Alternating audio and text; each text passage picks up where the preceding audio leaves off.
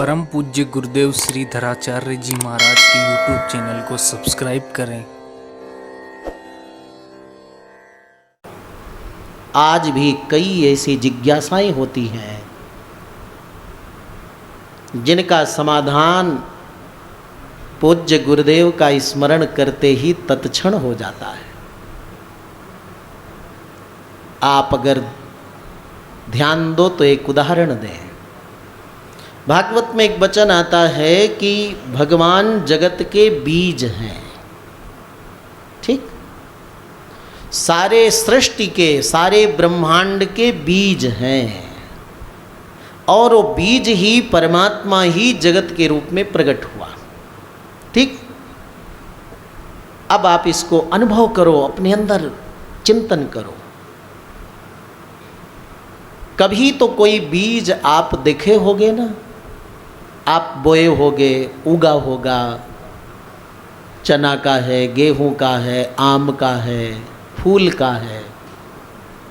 आप कोई बीज बोते हो, वो बीज अंकुरित तो होता है और उसके बाद में उसमें वृक्ष होता है, फूल होते हैं, फल होते हैं। ये भी समझ गए? उसके बाद में बीज अलग से रहता है क्या? बचता है क्या? बोलो ना, बचता है? नहीं बचता, क्योंकि वो बीज ही वृक्ष के रूप में, पुष्प के रूप में, फल के रूप में प्रकट हो गया।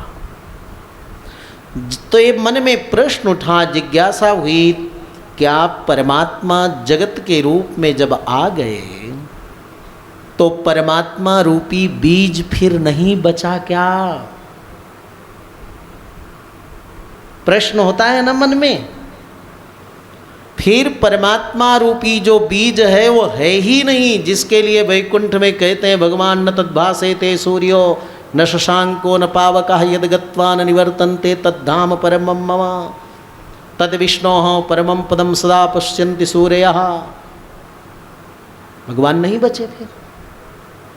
फिर जीव मुक्त होकर के वैकुंठ जाता है तो किसके पास जाता है? जब भगवान तो है नहीं, जगत है।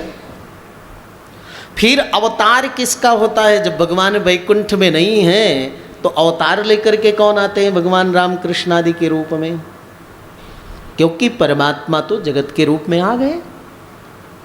चराचर जगत भगवान का स्वरूप है, ऐसा शास्त्र वर्णन करते हैं, अपने लोग अनुभव करते हैं। कितना प्रबल प्रश्न है, बहुत दिनों तक ये चलता रहा।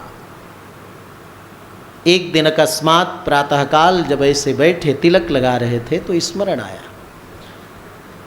जैसे प्रत्यक्ष गुरु जी बैठ करके कह रहे हों कि सारा दृष्टांत पूर्ण रूप से नहीं लिया जाता बल्कि एकांश में होता है। तो एकांश दृष्टांत है बीज का, अर्थात परमात्मा जगत के रूप में आए तो इतने अंश में केवल दृष्टांत है। बीज नष्ट हो जाता है उस रूप में दृष्टांत नहीं है, बल्कि परमात्मा बीज के रूप में अलग से भी विराजमान रहते हैं। ऐसा समाधान मिला।